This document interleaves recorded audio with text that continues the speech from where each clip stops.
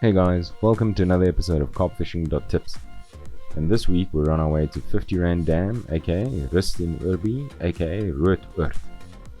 This week we catch a carp with a giant amount of tackle attached to him, and we lose a bunch of tackle to crabs.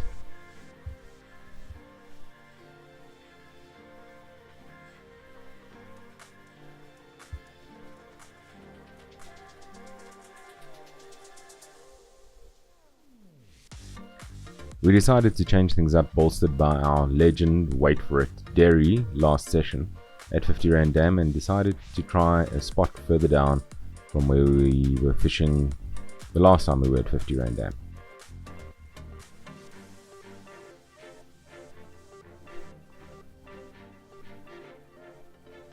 We were late again to the dam. We got there at around 3 o'clock, so we were eager to get our rods in the water and start fishing. We tried the spot that is the last swim on the main dam before you go to the other dams. The fishing forecast wasn't great, so we weren't expecting fireworks, but this approach of arriving just after the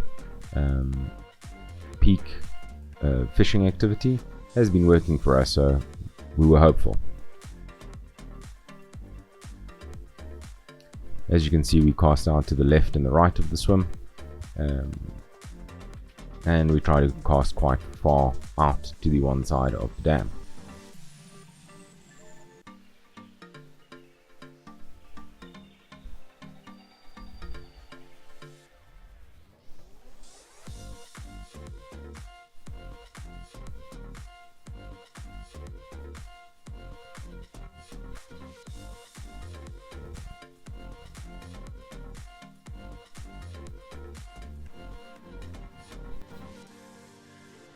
And I had Tutti Frutti, Zero Garlic Floats 10 mils, and Spiderman Boulder from Super. I had Zero Garlic Floats with 10 mils with detonated dip strawberry.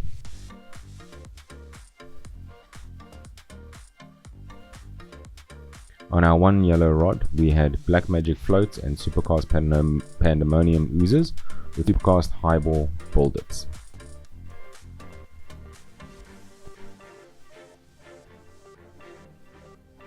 And on our other yellow rod, we had Supercast Sniper and Coniflex Carp Banjo Floats with Coniflex Carp Fireballs.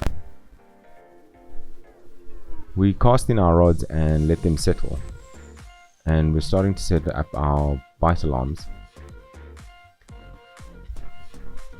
But what we had not considered was that some crabs figured out that where our line was and decided it was an intruder in their territory.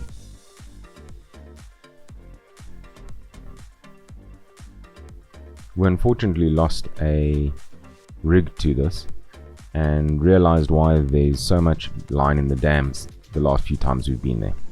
It's actually because the crabs are cutting off the line if you leave the line dangling in the water near the bank. So if you're fishing at 50 Rand Dam, don't let your line sit in the water near the bank for too long, or at all if possible.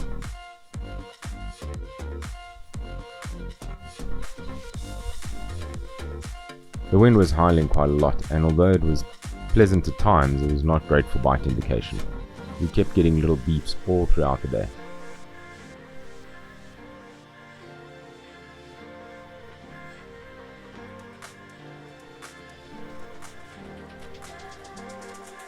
As we said before, we were just tightening up the lines and found that one rod was being attacked by a crab, and just as we were about to get him out and send him home, he managed to cut us off. So we started tightening up the rest of the rods to try save them from the same fate. And the purple rod felt weird. So we started to pull it in, thinking that there was something wrong with the rod or the rig or something or other. And the next thing we knew, we were into a fish.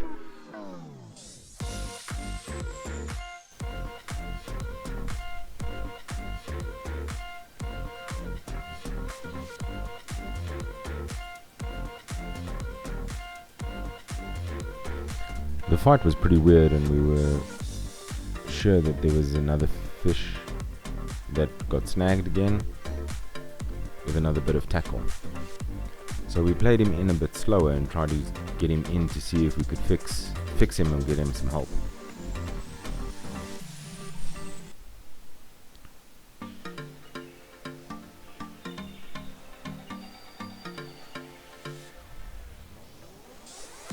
It's weird, but they almost feel like a dead weight, like you're pulling just a sack of sand or something.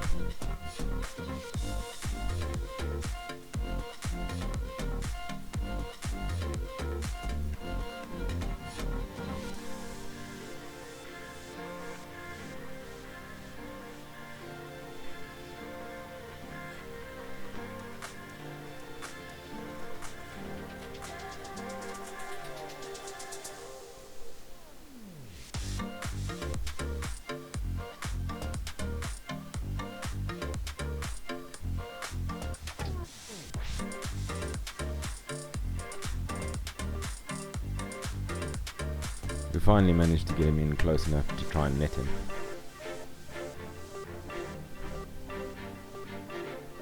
And I must say our netting skills have gotten a lot better.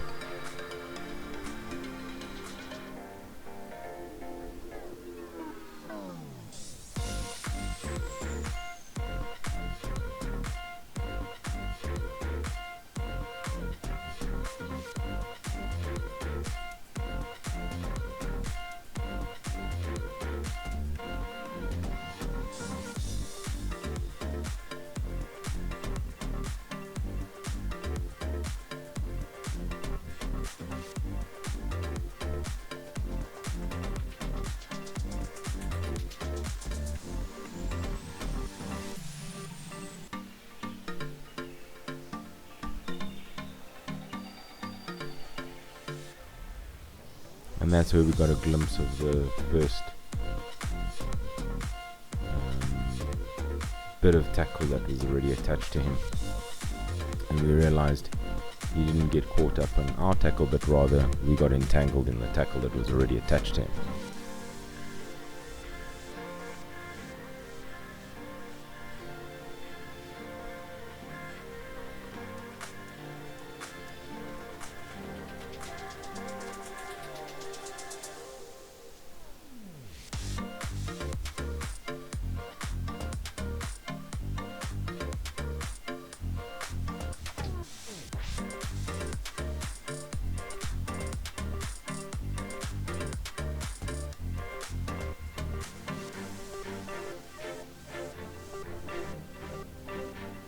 And that's what is attached to the poor guy.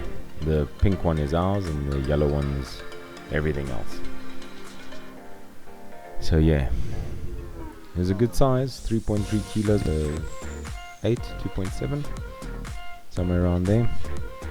Decent sized little common carp, and in not bad shape given that he'd been travelling around with all attached to the red flat trace.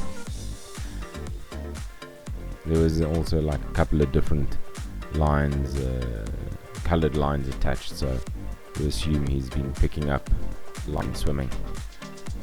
Poor little bugger. We managed to get most of the rig out and set him off on his way.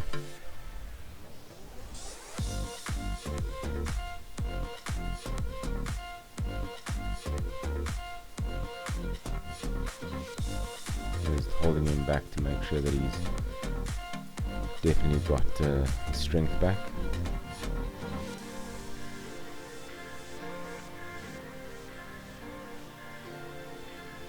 And he's strong enough to go.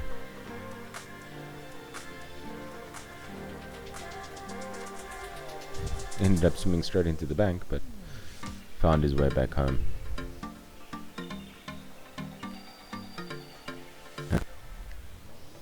The rest of the day we were down in Fort, and we tried changing our fishing position from where it is now to just left of the swim, where there's a little bit more space and we could set up the bank sticks properly, and not have to be in the water and point the rods down.